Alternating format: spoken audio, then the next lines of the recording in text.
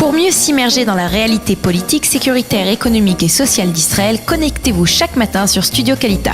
Daniel Haïk vous y attend pour sa revue de la presse. Eh bien voilà, c'est l'heure de la revue de la presse et des médias israéliens. Une revue de la presse que nous allons consacrer au moins une partie importante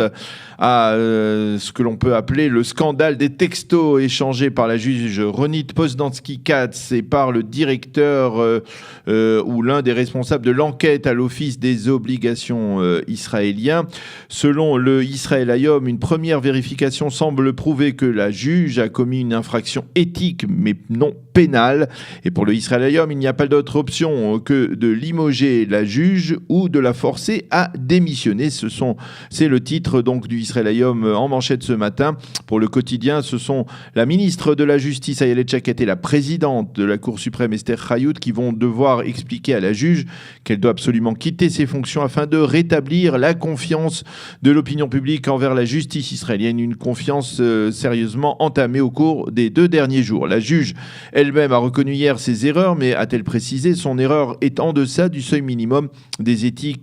erreurs éthiques et morales, ce qui ne semble donc pas être ce que considère la présidente de la Cour suprême et peut-être même le juge chargé d'enquêter sur cette affaire. Et en marge, les enquêteurs accusent dans l'affaire 4000 Shaul Alovitch d'avoir bénéficié d'avantages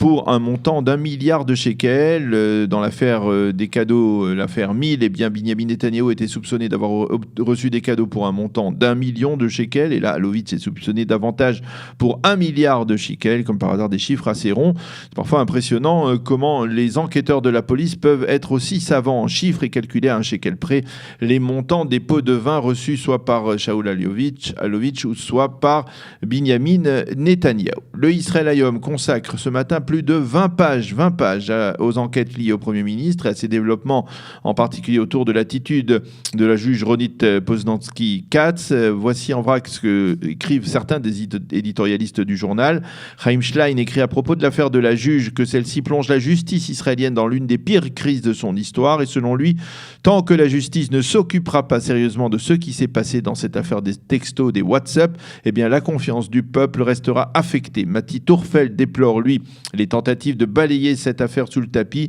et appelle à la formation d'une commission d'enquête sur le comportement des juges et sur leurs relations avec les enquêteurs de la police ou d'autres institutions. Et le professeur Avram Diskin, l'un des experts en sciences politiques en Israël, affirme que la relation entre les juges et les enquêteurs est inacceptable avant même que l'on ne parle de ces WhatsApp. Enfin, le professeur Aviada Cohen, professeur de droit, affirme que la police doit très vite enquêter sur cette affaire et publier ses conclusions, là encore, afin de tenter de restaurer la confiance du public envers la justice israélienne. Tous les sites d'information annoncent ce matin que les partis religieux ont déposé hier un projet de loi sur l'enrôlement des élèves des yeshivot. Il s'agit d'un projet qui s'inscrit dans la même ligne que la loi actuelle dispensant ces élèves, mais avec quelques réajustements, comme par exemple le fait que même des jeunes Israéliens laïcs pourront demander une dispense de service militaire s'ils veulent étudier la Torah. Les partis orthodoxes exigent que cette loi soit votée avant le vote en seconde et troisième lecture de la loi sur le budget de l'État pour l'année 2019, un vote qui doit intervenir dans les 2 prochaines semaines, et c'est une exigence plutôt embarrassante pour le Premier ministre. En effet, le parti d'Avigdor Lieberman, Israël Beiteinu, s'oppose à la loi de dispense de service militaire pour les orthodoxes, et cela risque donc de créer des turbulences sérieuses au sein de la coalition gouvernementale, et ce dans un contexte général très délicat, on le sait, pour le Premier ministre qui est empêtré dans les enquêtes judiciaires.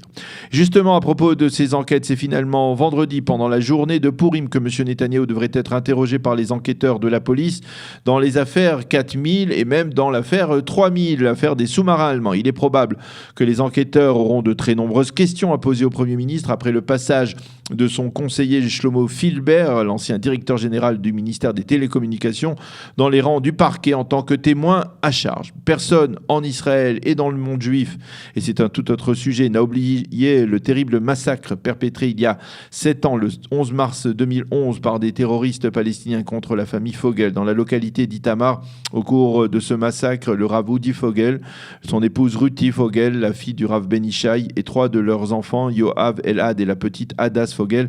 Zichronam Livracha, avaient été assassinés par des terroristes qui étaient entrés dans leur domicile durant le Shabbat. Eh bien, le Yediot Aharonot nous annonce ce matin en première page page que 7 ans après, les deux familles, Fogel et Ben Ishaï, et en particulier les enfants rescapés de ce massacre, Tamar, Fogel et ses deux frères Roï et Ishaï, ont décidé de réclamer 400 millions de shekels de dédommagement à l'autorité palestinienne, à l'OLP et au FPLP, ainsi qu'aux assassins de leur famille pour leurs crimes, et ce via le tribunal de district de Jérusalem dans un recours déposé donc hier devant ce tribunal. Les familles Fogel et Ben Ishaï rappellent que jusqu'à ce jour, les responsables de l'attentat continuent à recevoir des centaines de milliers de shekels de la part de l'autorité palestinienne, et elles exigent donc que ces sommes leur reviennent comme dédommagement. Nous voulons avant tout faire passer un message à travers ce recours, que tout celui qui a trempé dans ce massacre ne puisse pas rester impuni et paye pour ses crimes, ont déclaré hier les familles. Toujours en une du Yediot Ahronot, un tragique fait divers qui ne peut pas laisser insensible et qui est également mentionné en évidence dans tous les sites d'information ce matin.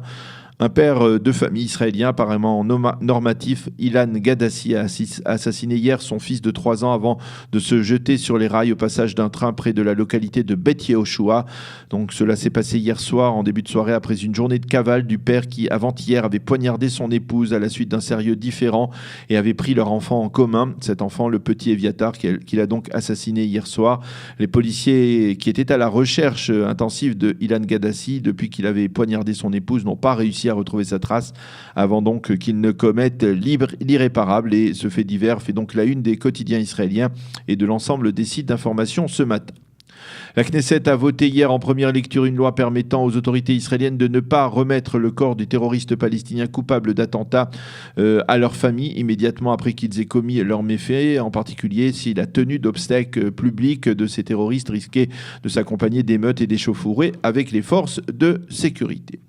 L'ambassadeur de Pologne en Israël a annoncé hier qu'il n'y aura pas de mise en application de la loi, de cette fameuse loi controversée votée par le Parlement polonais qui vise à disculper les Polonais de toute responsabilité dans la Shoah, avant que des discussions approfondies entre Israël et la Pologne ne se tiennent sur la teneur et les différentes clauses de cette loi. Au cours des derniers jours, de telles discussions ont déjà débuté apparemment, et il semble que la crise aiguë que l'on a ressentie au cours des dernières semaines entre la Pologne et Israël soit en passe quelque peu de se calmer.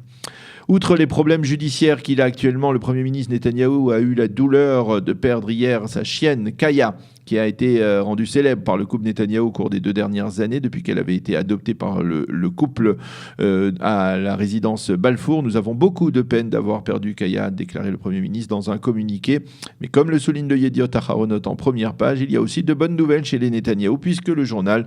nous présente pour la première fois Julia Agassi, la nouvelle compagne de Yair Netanyahou, qui a beaucoup fait parler de lui, on le sait, au cours des dernières semaines, et pas toujours en bien. Et puis nous terminerons cette revue de la presse israélienne, on va dire dans la joie, puisque c'est aujourd'hui que tous les établissements scolaires du pays fêtent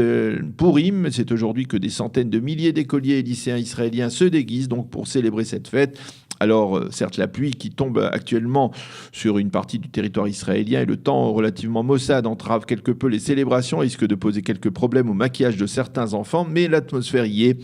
Et les quotidiens israéliens nous montrent en première page, comme le Yediot Ahronot ce matin, des enfants déguisés, et on leur souhaite bien entendu une bonne fête de Purim. Voilà, nous allons marquer une pause musicale